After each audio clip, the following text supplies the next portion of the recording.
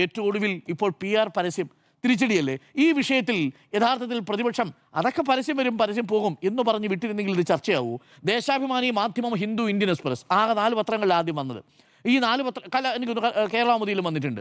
ഇത് നമ്മൾ വായിക്കുന്ന സമയത്ത് നമ്മളാണ് ഈ വാർത്ത ആദ്യം പ്രേക്ഷകർക്ക് കൊടുക്കുന്നത്. ഞാനാണ് ആ പരസ്യം വായിക്കുന്നത്. ആ പരസ്യം ഞാൻ വായിച്ചതിനെ തുടർന്നാണ് പിന്നീട് പല ആളുകൾ ഇത് ടാഗ് ചെയ്ത് പോകുന്നു, മറ്റ് ചാനലുകൾ ഏറ്റെടുക്കുന്ന സാഹചര്യവും കൂടി ഉണ്ടാകുന്നു. പിന്നീട് പ്രതിപക്ഷം അതിൻ്റെ അപകടം മണത്ത് വലിയ ആരോപണം ഉണ്ടാക്കുന്നു. വായിക്കാത്ത മനുഷ്യന്മാർ വായിച്ചു. ഇത് ദേശാഭിമാനി വായിക്കുന്ന ആൾക്കാർ ഇടതുപക്ഷമായിരിക്കുമല്ലോ, സ്വാഭാവികമായിട്ടും അവർ ഇടതുപക്ഷത്തിന് വോട്ട് കൊടുക്കുന്നവരാ. ഹിന്ദു വായിക്കുന്ന ആളുകളും ഇന്ത്യൻ എക്സ്പ്രസ് വായിക്കുന്ന ആൾക്കാരുടെ മൊത്തം നോക്കിയാൽ ചുരുക്കം ആളുകൾ. അവർക്കൊന്നും കേരളത്തിന്റെ വോട്ടിംഗ് പാറ്റേൺ നിശ്ചയിക്കാൻ കഴിയുന്ന ശതമാനമില്ല. ഇത് വിവാദമായപ്പോൾ എന്ത് സംഭവിച്ചു? പ്രതിപക്ഷം വന്ന് പറഞ്ഞു, രമേശ് ചെന്നിത്തല പറഞ്ഞു, ഇത് പെൻഷൻ വാങ്ങില്ല, PRD ഉദ്യോഗസ്ഥന്മാർ പ്രധാനപ്പെട്ട മാധ്യമത്തിന്റെ ആളെന്നോട് പറഞ്ഞാൽ ഇത് എടുക്കാമായിരുന്നു. ഇത്ര വലിയ ചർച്ചയാവുന്ന മാത്രമല്ല, എന്നിട്ട് വലിയ മാധ്യമ ധാർമ്മികതയെ കുറിച്ചൊക്കെ പറയുക. അടിസ്ഥാനമായി പരസ്യത്തെക്കുറിച്ച്, പരസ്യവും ജേർണലിസവും തമ്മിലുള്ളതിനെ കുറിച്ച് അക്കാദമികമായിട്ട് ഒരു ബോധമില്ലാത്തവരാണ്. ഇതൊക്കെ എത്രയോ കാലങ്ങൾക്ക് മുമ്പ് പരീക്ഷിച്ച മാതൃകയാണ്. നമ്മളതിനെ പറയുന്നൊരു കാര്യമുണ്ട്, ഷോക്ക് ഹൈഡ് റിവീൽ എന്ന് പറയുന്നൊരു ടെക്നിക്ക് ഉണ്ട്, അല്ലെങ്കിൽ ഷോക്ക് ആൻഡ് ലേവ് സ്ട്രാറ്റജി എന്ന് പറയുന്ന സംഭവമുണ്ട്. പെട്ടെന്നൊരു കാര്യം നിങ്ങൾക്ക് പറയുന്നതിന് വേണ്ടി നിങ്ങൾ അസാധാരണമായ വിധത്തിൽ ഔട്ട് ഓഫ് ബോക്സ് ആയിട്ട് ചിന്തിച്ചുകൊണ്ട് നോൺ കൺവെൻഷനലായിട്ട് ചില പരസ്യങ്ങൾ കൊടുക്കുന്ന രീതിയാണ്. ഇതൊക്കെ പല കാലങ്ങളിൽ ഉപയോഗിച്ചിട്ടാണ്. ഇത് അതൊരു സർഗാത്മകമായിട്ട് എടുത്താൽ മതി. അതിനെ ആ വഴിക്ക് അവഗണിക്കേണ്ടതിന് പകരം അതിനെ വലിയ ചർച്ച ചെയ്ത് ഇപ്പം നാട്ടുകാർ ചോദിക്കാൻ തുടങ്ങി, സംഭവം ശരിയാണല്ലോ, ഇതിൽ ഏതെങ്കിലും ഒന്ന് തിരുത്താൻ പറ്റുമോ? ഈ പറഞ്ഞിരിക്കുന്ന തീയതി അടക്കം കൊടുത്തിരിക്കുന്നത്, പത്രങ്ങളിൽ ഈ വാർത്ത പ്രസിദ്ധീകരിച്ച തീയതി അടക്കം കൊടുത്തിരിക്കുന്നത്. അബ്ദുറബിനെ തെളിയിക്കാൻ പറ്റുമോ അബ്ദുറബ് അങ്ങനെ പറഞ്ഞിട്ടില്ല എന്ന്? അതായത് ഓണം നേരത്തെ വന്നുവെന്നും ഈ കോപ്പി കൊടുത്ത് പഠിപ്പിക്കേണ്ടി വരുമെന്നും അബ്ദുറബ് പറഞ്ഞിട്ടില്ല എന്ന് അബ്ദുറബിന് പറയാൻ പറ്റുമോ? ലോഡ് ഷെഡിങ് വേണ്ടി വരുമെന്നും ഫ്രിഡ്ജ് നിങ്ങൾ ഓഫ് ചെയ്യണമെന്നും പറഞ്ഞിട്ടില്ലെന്ന് ആര്യാടൻ മുഹമ്മദിന് തെളിയിക്കാൻ പറ്റുമോ? മധ്യകാല പരീക്ഷ പുസ്തകം കിട്ടിയിട്ടില്ല എന്നുള്ളത് വാർത്തയാണ്. അങ്ങനെ ആയിരുന്നില്ല എന്നുള്ളത് തെളിയിക്കേണ്ട ബാധ്യത. ധാർമ്മികതയെ കുറിച്ച് അന്ന് പറഞ്ഞത് ദേശാഭിമാനിയാണ്. ഞങ്ങൾ ആ പത്രപരസ്യം ഏറ്റെടുക്കാൻ തയ്യാറായിട്ടില്ല എന്ന് പറഞ്ഞത് ദേശാഭിമാനി. അല്ലല്ല, ഞാൻ പറഞ്ഞു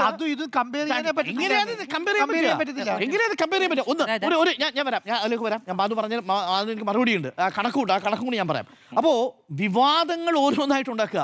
ഇതിൽ PRD ഉദ്യോഗസ്ഥന്മാരെ ഭീഷണിപ്പെടുത്തുക എന്നുള്ളതാണ്. സർ, ഉമ്മൻചാണ്ടി സർക്കാരിൻ്റെ കാലത്ത് ചെയ്യാതിരുന്നതിന് ഇപ്പോഴത്തെ PRD ഉദ്യോഗസ്ഥരെ പഠിച്ചിട്ട് കാര്യമില്ല. ഇപ്പം കേരളത്തിൽ ജനങ്ങൾ മുഴുവൻ അറിഞ്ഞു. ആദ്യത്തെ ആ പത്രത്തിൽ വന്ന ഇവിടുത്തെ KSRTC, അന്നത്തെ KSRTC പൂട്ടാൻ പോകുന്നു എന്ന് പറഞ്ഞു. നാളെ KSRTCയുടെ ഒരു പുതിയ വണ്ടി ഇറങ്ങാൻ പോവുക, ബിസിനസ് ക്ലാസ് മോഡൽ ഇറങ്ങാൻ പോവുക. കേരളത്തിൽ പുതിയ പരീക്ഷണമാണ്.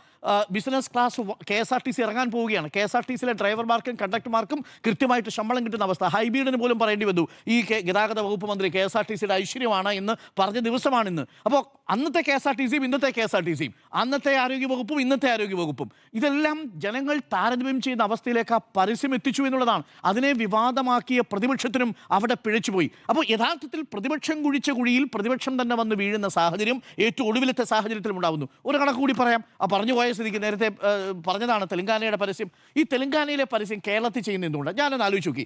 ഇനി ഹൈദരാബാദിലോ അതല്ലെങ്കിൽ തെലങ്കാനയിലോ കേരളത്തിലെ വോട്ടർമാർ കൂടുതലായതുകൊണ്ട് ആ വോട്ടർമാർക്ക് വേണ്ടിയിട്ട് പരസ്യം ചെയ്തതാണോ? അങ്ങനെ നോക്കിയപ്പോൾ അല്ല. തെലങ്കാനയിൽ ഏറ്റവും കൂടുതലുള്ള മറ്റ് സംസ്ഥാന തൊഴിലാളികൾ നമ്മുടെ മലയാളികളല്ല. തെലങ്കാനയിൽ തന്നെയുള്ളവരിൽ തന്നെ ഏറ്റവും കൂടുതൽ ആളുകൾ ആന്ധ്രാപ്രദേശിൻ്റെ ഭാഗമായിട്ടുള്ളവരാണ് ഏറ്റവും കൂടുതൽ. ആന്ധ്രാപ്രദേശ് ഈ പരസ്യം പോയിട്ടില്ല. വൈ? തമിഴ്നാട്ടിൽ നിന്നുള്ളവർ ഈ പരസ്യം പോയിട്ടില്ല, ഗുജറാത്തിൽ നിന്നുള്ളവർക്ക് ഈ പരസ്യം പോയിട്ടില്ല. അപ്പോൾ പിന്നെ രേവന്ത് റെഡ്ഡിയുടെയും ഈ ഭട്ടി വിക്രമാർക്കയുടെയും കേരളത്തിലെ താല്പര്യം എന്താ? ഇവരുടെ രണ്ടുപേരുടെയും ഫോട്ടോയാ കേരളത്തിൽ ഏതെങ്കിലും ഒരു മനുഷ്യന്. എനിക്കൊന്ന് മാധുവിന് പോലും അറിയാൻ സാധ്യത, എനിക്കറിയത്തില്ലായിരുന്നു ഈ തെലങ്കാനയിൽ ഉപമുഖ്യമന്ത്രിയുടെ പേര് വിക്രമ ഭട്ടിയൊക്കെയാണെന്നുള്ളത്. ആ ചങ്ങാതിയുടെ പരസ്യം വെച്ചിട്ടൊരു പരസ്യം ചെയ്യുക. യഥാർത്ഥത്തിൽ ഈ ഭട്ടി വിക്രമാർക്കയുടെ പരസ്യം എന്തിനാ കൊടുത്തത്? അത് കൊടുത്തത് ആർക്ക് വേണ്ടിയാ? അത് കൊടുത്തത് KC വേണുഗോപാലിന് വേണ്ടിയാ. അത് കൊടുത്തത് പ്രതിപക്ഷ നേതാവിന് വേണ്ടിയാ. ഈ ആരോപണം ആദ്യം ഉന്നയിക്കുന്നതേ BRS ആണല്ലോ. BRS ആണ് ഈ, അതായത് 1000 കോടി എന്നാ പറഞ്ഞത്.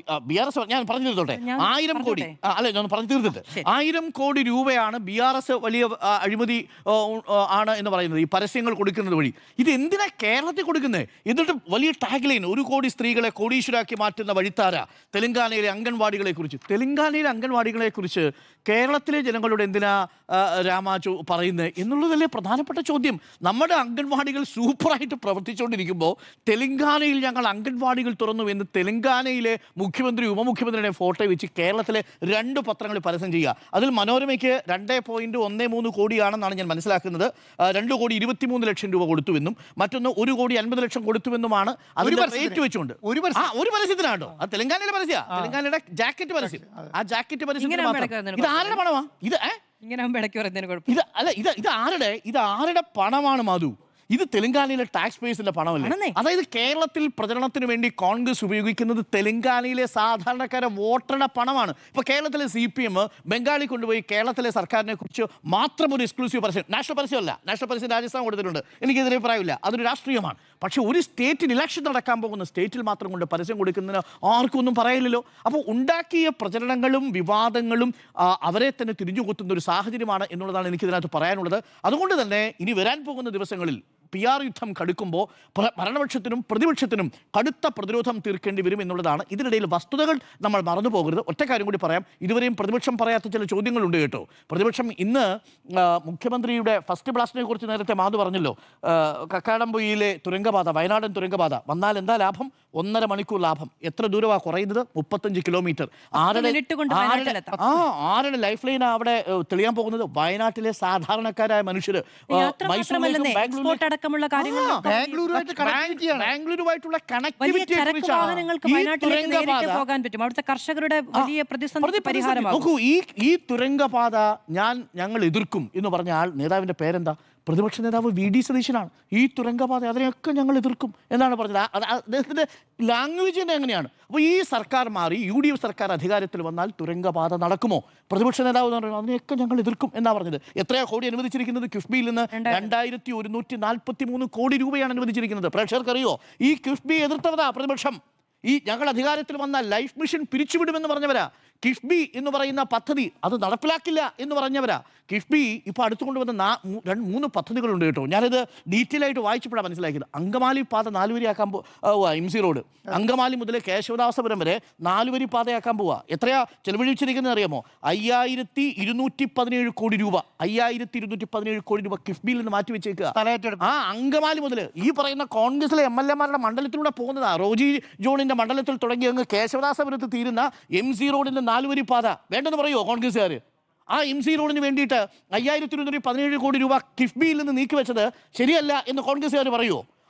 എന്തുകൊണ്ട് കിഫ്ബി വന്നു? കേന്ദ്രം തരാത്തത് കൊണ്ടാണ് കിഫ്ബിക്ക് ഔട്ട് ഓഫ് ബഡ്ജറ്റ് ബോറോയിങ്ങിന് വേണ്ടി വരുന്ന സാഹചര്യം ഉണ്ടായത്. കോൺഗ്രസ് എതിർക്കോ ഈ കിഫ്ബിയെ? കോൺഗ്രസ് എതിർക്കുമോ MC റോഡിൽ വരാൻ പോകുന്ന വികസനത്തെ, 4 വരി പാതയാകാൻ പോകുന്നതിനെ? ശബരി റെയിൽ പാത കേരളം മാറ്റിവെച്ചിരിക്കുന്നു. 1900 ഇന്ത്യയിൽ എവിടെയെങ്കിലും കേട്ടിട്ടുണ്ടോ? ഒരു റെയിൽ പാത വരുമ്പോൾ അതിൻ്റെ പകുതി ഭൂമി ഏറ്റെടുക്കുന്നതിൻ്റെ മുഴുവൻ കാശ് ഞങ്ങൾ കൊടുത്തോളാമെന്ന് സർക്കാർ പറഞ്ഞ് പാസാക്കി. 1900 കോടി രൂപ. ഇത് 2 കൂടി ഒന്ന് എടുത്തു നോക്കൂ. ശബരി റെയിൽ പാത, ഒപ്പം തന്നെ അങ്കമാലി മുതൽ കേശവദാസപുരമുള്ള MC റോഡ്, തുരങ്കപാത, ഇതും കൂടി നോക്കി ഏകദേശം 10,000 കോടി രൂപയുടെ കിഫ്ബി പ്രോജക്റ്റിനാണ് തുടക്കം കുറിച്ച്. നാളെ ഉദ്ഘാടനം ചെയ്യാൻ ഒരു പാലം ആലപ്പുഴ പെരുമ്പളം പാലത്തിന്റെ പ്രത്യേകത എന്താ? ഒരു കായലിന് കുറുകെയുള്ള ഏറ്റവും വലിയ പാലമാണ് സാർ. ആ പാലം നിർമ്മിച്ചിരിക്കുന്നത് കിഫ്ബി ഫണ്ടിൽ നിന്നാണ്, ഈ സർക്കാരിൽ നിന്നാണ്. അപ്പം ഇത് എന്തുകൊണ്ട് ഈ സർക്കാർ മാറണമെന്നൊരു ചോദ്യമുണ്ട്. അതൊക്കെ ചോദിക്കും. നാളെ രാഹുൽ ഗാന്ധി, നേരത്തെ മാധു പറഞ്ഞു 30 പ്രഖ്യാപനങ്ങളോ മറ്റോ ആണ് നാളെ രാഹുൽ ഗാന്ധി നടത്താൻ പോകുന്നതെന്നാണ് അറിഞ്ഞത്. നാളെ രാഹുൽ ഗാന്ധി പുതുയുഗ യാത്രയുടെ സമാപനത്തിൽ 30 വലിയ പ്രഖ്യാപനങ്ങളാണ്. ഒരൊറ്റ പ്രഖ്യാപനം അത് നടപ്പിലാക്കി കൊടുത്തിരുന്നെങ്കിൽ നമുക്ക് വിഷമമില്ലായിരുന്നു. വയനാട്ടിലെ കല്ലിട്ടതിന് ശേഷം ബാക്കി എന്ത് സംഭവിച്ചു എന്ന് ഒരാഴ്ചയ്ക്ക് ശേഷം അവിടുത്തെ കാഴ്ച നമ്മൾ കണ്ടതാ. അന്ന് പരിപാടിയിൽ പങ്കെടുത്തവർ വന്നിട്ട് ഇട്ടിട്ട് പോയ പ്ലാസ്റ്റിക് കുപ്പി പോലും ആ സ്ഥലത്ത് നിന്ന് മാറ്റിയില്ല. പ്രഖ്യാപനങ്ങൾ വരാൻ പോവാണ്. ഈ പ്രഖ്യാപനം ആ കല്ലിട്ട സ്ഥലത്ത് ഒരു കല്ലും കൂടി എടുത്ത് മൂളി വെച്ചിരുന്നെങ്കിൽ നമുക്ക് ഇത്ര സങ്കടമില്ലായിരുന്നു. അപ്പോൾ വിവാദങ്ങൾ മറികടക്കുമോ എന്നുള്ള ചോദ്യത്തിന് വിവാദങ്ങൾ മറികടക്കാനുള്ള ശ്രമമാണ് നടക്കുന്നുള്ളത്. മാധു എന്തോ കൂട്ടിച്ചേർക്കാൻ വന്നു. അല്ല, അങ്ങ് പറഞ്ഞ ഒരു കാര്യത്തിൽ എനിക്ക് ഉള്ള ഒരു അഭിപ്രായ വ്യത്യാസം സൂചിപ്പിക്കാമെന്ന് കരുതിയതാണ്. അത് മറ്റൊന്നുമല്ല. ഇപ്പോൾ ഈ ഏറ്റവും കൂടുതൽ പോലീസുകാർക്കെതിരെ നടപടിയെടുത്ത ഒരു സർക്കാർ എന്ന് പറയുന്നത് ഈ സർക്കാർ തന്നെയാണ്. അപ്പോൾ അങ്ങത് പറഞ്ഞു അത് ചെയ്യാൻ പാടില്ല. അത് മീൻസ് അങ്ങനെ ഒരു ക്രിമിനൽ മെൻറ്റാലിറ്റിയുള്ള പോലീസുകാരെ സർവീസിൽ ഉണ്ടാകാൻ പാടില്ല. അത് എല്ലാവർക്കും വിയോജിപ്പുള്ളൊരു കാര്യമാണ്. 1ാം പിണറായി വിജയൻ സർക്കാരിൻ്റെ കാലത്താണ് വലിയ തോതിൽ ഈ ലോക്കപ്പ് മർദ്ദനങ്ങളുടെ വാർത്ത നിരന്തരം നമുക്കൊരു രാജ്കുമാറിനെ ഓർമ്മയുണ്ടാകും, നമുക്കൊരു ശ്രീജിത്തിനെ ഓർമ്മയുണ്ടാകും, വരാപ്പുഴയിലെ ശ്രീജിത്തിനെ ഓർമ്മയുണ്ടാകും. അങ്ങനെ ഒരുപാട് മനുഷ്യരെക്കുറിച്ചുള്ള കഥകളൊക്കെ വന്ന സമയത്ത് മുഖ്യമന്ത്രിയുടെ ഭാഗത്തുനിന്ന് ഒരു പ്രതികരണം ഉണ്ടായത് ഓർമ്മയുണ്ടാകുമല്ലോ. നോ, അതാ മനോവീര്യം ശരി പോട്ടെ, പോയ സർക്കാരിന്റെ ഭൂതാവേശമാണെന്നോ മറ്റൊരു പ്രതികരണം ഉണ്ടായിരുന്നു അദ്ദേഹത്തിൻ്റെത്. അപ്പോൾ ഈ സർക്കാരിന്റെ കാലത്ത് ഇത്രയധികം പോലീസുകാർക്കെതിരെ നടപടി എടുക്കേണ്ടി വരുമ്പോൾ അത് ഏത് സർക്കാരിന്റെ ഭൂതാവേശത്തിന്റെ ബാക്കിപത്രമാണെന്ന് സ്വാഭാവികമായ ഒരു ചോദ്യം അവിടെ ഉണ്ടാകും. കാരണം ഇപ്പോഴും ഈ ക്രിമിനൽ മെന്റാലിറ്റിയുള്ള പോലീസുകാർ അവിടെ ഉണ്ട് എന്നുള്ളതാണ്. അതിന് എനിക്ക് പറയാനുള്ളൊരു സൊല്യൂഷൻ എന്ന് പറയുന്നത് മുൻപ് തന്നെ ഉണ്ടായിരുന്നൊരു കാര്യമാണ്. പോലീസിലെ സംഘടനാ പ്രവർത്തനം, രാഷ്ട്രീയ അതിപ്രസരമുള്ള സംഘടനാ പ്രവർത്തനം സാധാരണഗതിയിൽ ഉണ്ടാകാതിരുന്ന ഒന്നാണ്. പക്ഷെ അത് ഇപ്പോഴുണ്ട്. അതുകൊണ്ട് തന്നെ അതൊരു വലിയ സമ്മർദ്ദ ശക്തിയായി മാറിയിട്ടുണ്ട് എന്നത് പ്രധാനമാണ്. കോൺഗ്രസിന്റെ കാലത്ത് വലിയ തോതിലുള്ള മരണങ്ങളുടെ കണക്കങ്ങ് പറഞ്ഞു. ആ മരണങ്ങളെ CPM അംഗീകരിച്ചിട്ടില്ല. ആ മരണങ്ങൾ ഉണ്ടാകാൻ പാടില്ല എന്ന നിലപാടെടുത്തൊരു പാർട്ടിയാണ്. അപ്പോൾ അധികാരത്തിൽ വരുമ്പോൾ എല്ലാം ശരിയാകുമെന്ന് പറഞ്ഞതിന്റെ പശ്ചാത്തലത്തിൽ ഓരോ മരണങ്ങൾക്കും കണക്ക് പറയുക, അല്ലെങ്കിൽ ഓരോ മരണങ്ങളും ഉണ്ടാകാൻ പാടില്ലാത്തതാണെന്ന് അപലപിക്കുക, അതിന്റെ പേരിൽ ഉണ്ടാകുന്ന വിമർശനങ്ങൾ ഇനി അത് ഉണ്ടാകാതിരിക്കാനുള്ള ശ്രമങ്ങൾ ഉണ്ടാകുക എന്ന് പറയുന്നത് ഈ സർക്കാരിന്റെ ഉത്തരവാദിത്വം എന്ന നിലയ്ക്ക് പരിഗണിക്കപ്പെടേണ്ടതെന്നാണ് ഞാൻ വിചാരിക്കുന്നത്. ഇനി മറ്റൊരു കാര്യം കൂടി ഒരുമിച്ച് ഒരു വിഷയം അല്ലെങ്കിലും പറയേണ്ടിരുന്നത്, ഇതിനു മുൻപും തെലങ്കാന, ഇന്ത്യയിലെ മറ്റ് ഇടങ്ങളിൽ, കേരളത്തിൽ പ്രത്യേകിച്ചും പരസ്യങ്ങൾ നൽകിയിട്ടുണ്ട്. ദേശാഭിമാനി VRSന്റെ സർക്കാർ ഉണ്ടായ സമയത്ത് പരസ്യം പ്രസിദ്ധീകരിച്ചിട്ടുണ്ട്. പക്ഷെ അവിടെയുള്ളൊരു പ്രധാനപ്പെട്ട കാര്യം എന്ന് പറയുന്നത് അത് കേരളത്തിലെ ഒരു ഇലക്ഷൻ സമയത്തായിരുന്നില്ല എന്നുള്ളതാണ്. ഇലക്ഷൻ സമയത്താകുമ്പോഴാണ് ഒരു ഫണ്ട് വിവാദം. അതിലൊരു പ്രശ്നമുണ്ട് മാധു. അതിന്റെ പ്രധാനപ്പെട്ട കാര്യം എന്ന് പറഞ്ഞാൽ കേരളത്തിൽ പ്രധാനപ്പെട്ട 2 പത്രങ്ങൾക്കേ പണം കൊടുക്കത്തുള്ളൂ എന്നുള്ളതാണ്. കേരളത്തിലെ മുഴുവൻ അപ്പം ഞാൻ പറഞ്ഞ ഈ 2 പ്രധാനപ്പെട്ട പത്രങ്ങൾക്ക് അവരെ നോർമലി മീഡിയ ബൈയിങ് എന്ന് പറയും. ഈ മീഡിയ ബൈയിങ് എങ്ങനെയാണ് നടക്കുന്നത്?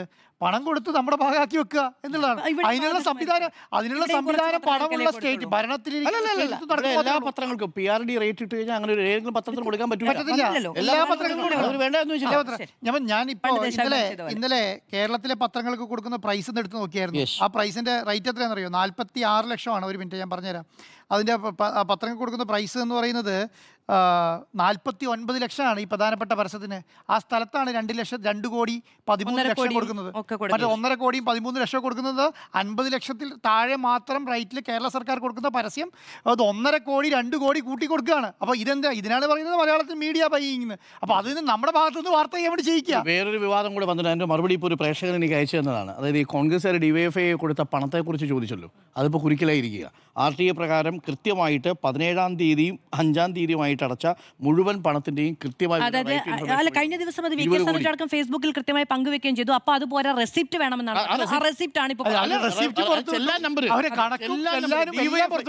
DYFI അടച്ച 20 കോടി രൂപയുടെ അതിൽ മുട്ടാൻ പോകാതെ കോൺഗ്രസിന് നല്ലത്. അതിൽ മുട്ടിക്കഴിഞ്ഞു. അത് മുട്ടുകയും ചെയ്തു. ആ മുട്ടിയതിൽ മുറിവേൽക്കുകയും ചെയ്തു എന്നുള്ളതാണ്. അപ്പോൾ തിരിച്ചു ചോദ്യം വരും. DYFI കൊടുത്ത 20 കോടിയുടെയും കൃത്യമായ കണക്കും ചെല്ലാനും ദാ ഇപ്പോൾ പുറത്തു വന്നിരിക്കുന്നു. കോൺഗ്രസ് തുടങ്ങിയ ആപ്പ് എവിടെ? ആ ആപ്പിന്റെ സോപ്പ് എവിടെ? ആപ്പ് പോയിട്ട് സോപ്പെങ്കിലും കൊടുക്കുക.